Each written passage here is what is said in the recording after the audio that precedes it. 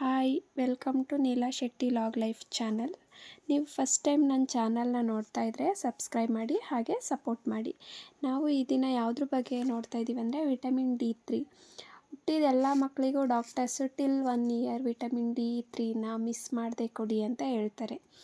So ಅದ್ರ ಬಗ್ಗೆ ತಿಳ್ಕೊಳ್ಳೋಣ. ನಿಮಗೆ ಈ ವಿಡಿಯೋಯಿಂದ ಏನೇನು ಗೊತ್ತಾಗುತ್ತೆ ಅಂತಂದರೆ, ವಿಟಮಿನ್ ಡಿ ಅಂದರೆ ಏನು, ವಿಟಮಿನ್ ಡಿ ಹೇಗೆ ಸಿಗುತ್ತೆ, ವಿಟಮಿನ್ D3ಯಲ್ಲಿ ಯಾವ್ಯಾವ ಟೈಪ್ಸ್ ಇದೆ, ವಿಟಮಿನ್ D3 ಯೂಸಸ್ ಏನು, ಹಾಗೆ ತಗೊಂಡಿಲ್ಲ ಅಂದರೆ ಏನಾಗುತ್ತೆ, ವಿಟಮಿನ್ D3 ಜಾಸ್ತಿ ತಗೊಂಡ್ರೆ ಏನಾಗುತ್ತೆ, ಹಾಗೆ ವಿಟಮಿನ್ D3 ಡೋಸೇಜು ಮತ್ತು ಯಾವ ಟೈಮಲ್ಲಿ ತಗೋಬೇಕು, ಹಾಗೆ ಕೊಡೋಕ್ಕೂ ಮೊದಲು ಏನೇನು ಮುನ್ನೆಚ್ಚರಿಕೆಗಳನ್ನ ತಗೋಬೇಕು ಅನ್ನೋದ್ರ ಬಗ್ಗೆ ಈ ವಿಡಿಯೋದಲ್ಲಿ ನೀವು ಪೂರ್ತಿಯಾಗಿ ತಿಳ್ಕೊಬೋದು. ಮೊದಲನೇದಾಗಿ ವಿಟಮಿನ್ D3 ಅಂದರೆ ಏನು ಅಂತ ನೋಡೋಣ. ವಿಟಮಿನ್ D3ನ ಕೋಲಿಕ್ಯಾಲ್ಸಿಫೆರಾಲ್ ಅಂತಲೂ ಕರೀತಾರೆ. ಇದು ಮಗುವಿನ ದೇಹದಲ್ಲಿ ಕ್ಯಾಲ್ಶಿಯಂ ಪ್ರೊಡಕ್ಷನ್ ಮಾಡೋಕ್ಕೆ ತುಂಬ ಯೂಸ್ ಮಾಡುತ್ತೆ. ಈ ವಿಟಮಿನ್ ಒಂದು ಫ್ಯಾಟ್ ಸಾಲ್ಯುಬಲ್, ಕೊಬ್ಬಿನಲ್ಲಿ ಕರಗುವಂಥ ಒಂದು ವಿಟಮಿನ್ ಆಗಿದೆ. ಈಗ ವಿಟಮಿನ್ ಡಿ ಹೇಗೆ ಸಿಗುತ್ತೆ ಅನ್ನೋದನ್ನ ನೋಡೋಣ. ಮೊದಲಿಗೆ ವಿಟಮಿನ್ ಡಿ ಸನ್ಲೈಟಿಂದ ಸಿಗುತ್ತೆ. ಮಗುನ ಬೆಳಿಗ್ಗೆ 7 to 9 ಬರುವಂಥ ಎಳೆ ಬಿಸಿಲಿಗೆ ಮಗುನ ತೋರಿಸಿದೆ ಸ್ವಲ್ಪ ಪ್ರಮಾಣದಲ್ಲಿ ವಿಟಮಿನ್ ಡಿ ಸಿಗುತ್ತೆ. ಹಾಗೆ ಫುಡ್ಡಿಂದ ಸಿಗುತ್ತೆ.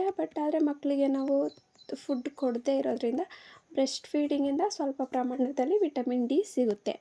ಆದರೆ ಇದಿಷ್ಟು ಕೂಡ ಮಕ್ಕಳಿಗೆ ವಿಟಮಿನ್ ಡಿ ಸಾಕಾಗಲ್ಲ. ಬ್ರೆಸ್ಟ್ ಫೀಡಿಂಗಿಂದ ಸಿಗೋದು, ಸನ್ಲೈಟಿಂದ ಸಿಗೋದು ವಿಟಮಿನ್ ಡಿ ಸಾಕಾಗಲ್ಲ. ಸೊ ಅದರಿಂದ ನಾವು ಎಕ್ಸ್ಟ್ರಾ ಅಂತೇಳಿ ಸಿರಪ್ ಮುಖಾಂತರ ವಿಟಮಿನ್ ಡಿನ ಕೊಡ್ತೀವಿ. 2 types of vitamin D3 syrups ಸಿಗುತ್ತೆ ನಮಗೆ ಮಾರ್ಕೆಟಲ್ಲಿ. ಮೊದಲನೇದು vitamin D3 400 international unit per ml, ಹಾಗೆ ಎರಡನೇದು vitamin D3 800 international unit per ml. 400 international unit 10 ml ಅಲ್ಲಿ ಬರುತ್ತೆ, ಹಾಗೆ 800 ಇಂಟರ್ನ್ಯಾಷನಲ್ ಯೂನಿಟ್ಟು 15 ml ಬರುತ್ತೆ. ಈಗ ವಿಟಮಿನ್ D3ನ ಯಾಕೆ ಕೊಡಬೇಕು ಅನ್ನೋದನ್ನ ನೋಡೋಣ.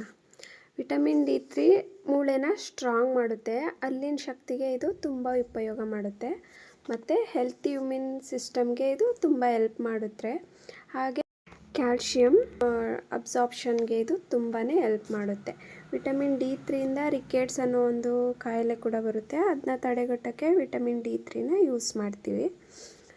ಈಗ ವಿಟಮಿನ್ D3ನ ತಗೊಂಡಿಲ್ಲ ಅಂದರೆ ಏನಾಗುತ್ತೆ ಅಂತ ನೋಡೋಣ. ಮೊದಲಿಗೆ ಮೂಳೆ ಗಟ್ಟಿ ಇರಲ್ಲ, ಮಕ್ಕಳು ಬೇಗ ಕೂರಲ್ಲ, ನಿಲ್ಲಲ್ಲ, ಆ ಥರ ಆಗುತ್ತೆ.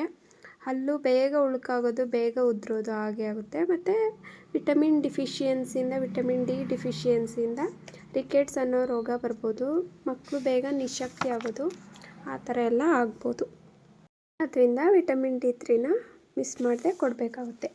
ಇವಾಗ ವಿಟಮಿನ್ D3ನ ಜಾಸ್ತಿ ಕೊಡೋದ್ರಿಂದ ಏನಾಗುತ್ತೆ ಅನ್ನೋದನ್ನ ನೋಡೋಣ. ವಿಟಮಿನ್ D3ನ ಜಾಸ್ತಿ ಕೊಡೋದ್ರಿಂದ ವಾಂತಿ, ಬೇದಿ, ಹೊಟ್ಟೆ ನೋವು, ಹಾಗೆ ಬ್ಲಡ್ಡಲ್ಲಿ ಕ್ಯಾಲ್ಶಿಯಂ ಜಾಸ್ತಿ ಆಗುತ್ತೆ, ಅದರಿಂದ ಹೈಪರ್ ಕ್ಯಾಲ್ಶಿಮಿಯಾ ಆಗುತ್ತೆ. ಸೊ ಅದಕ್ಕೆ ವಿಟಮಿನ್ D3ನ ಎಷ್ಟು ಪ್ರಮಾಣದಲ್ಲಿ ಕೊಡಬೇಕು ಅನ್ನೋದು ಕೂಡ ಇಂಪಾರ್ಟೆಂಟ್ ಆಗುತ್ತೆ. ವಿಟಮಿನ್ D3ನ ಎಷ್ಟು ಕೊಡಬೇಕು ದಿನಕ್ಕೆ ಅನ್ನೋದನ್ನ ನೋಡೋಣ. ನಾನು ಹೇಳ್ದಂಗೆ vitamin D3 400 international unit per ml, ಹಾಗೆ vitamin D3 800 international unit per ml ಇದೆ. ನಮಗೆ 400 ಇಂಟರ್ನ್ಯಾಷನಲ್ ಯೂನಿಟ್ಸ್ ಇತ್ತು ಅಂತ ಅಂದರೆ ನಾವು 1 ml ದಿನಕ್ಕೆ ಒಂದು ಸಲ ಕೊಡಬೇಕಾಗುತ್ತೆ. ಹಾಗೆ 800 ಇಂಟರ್ನ್ಯಾಷನಲ್ ಯೂನಿಟ್ ಪರ್ ml ಇತ್ತು ಅಂದರೆ 1/2 ml ಮಾತ್ರ ಕೊಡಬೇಕಾಗುತ್ತೆ. ಅದರಿಂದ ಎಷ್ಟು ಇಂಟರ್ನ್ಯಾಷನಲ್ ಯೂನಿಟ್ಸ್ ಇದೆ ಅನ್ನೋದು ಕೂಡ ಇಂಪಾರ್ಟೆಂಟ್ ಆಗುತ್ತೆ. ಆಮೇಲೆ ನಾವು ಸಿರಪ್ ಇಂಪಾರ್ಟೆಂಟಾಗಿ ಅಬ್ಸರ್ವ್ ಮಾಡಬೇಕಾಗುತ್ತೆ. ಇದನ್ನು ರಾತ್ರಿ ಟೈಮ್ ತೊಗೊಂಡ್ರೆ ತುಂಬ ಯೂಸ್ಫುಲ್ಲು. ನೈಟ್ ಟೈಮ್ ಡಾಕ್ಟರ್ಸ್ ಆಲ್ವೇಸು ನೈಟೇ ಕೊಡೋಕ್ಕೆ ಆಲ್ಮೋಸ್ಟ್ ಅಡ್ವೈಸ್ ಮಾಡ್ತಾರೆ.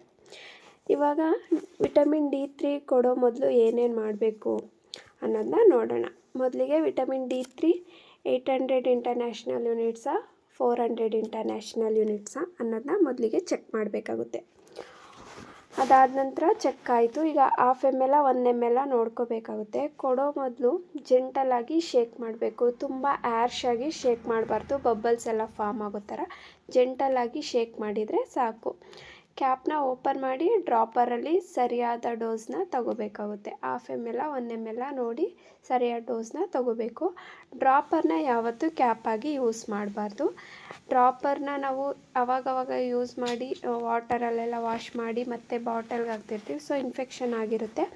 ಅದರಿಂದ ಡ್ರಾಪರ್ನ ಯಾವತ್ತೂ ನಾವು ಕ್ಯಾಪಾಗಿ ಯೂಸ್ ಮಾಡಬಾರ್ದು, ಕ್ಯಾಪನ್ನೇ ಯೂಸ್ ಮಾಡಬೇಕು.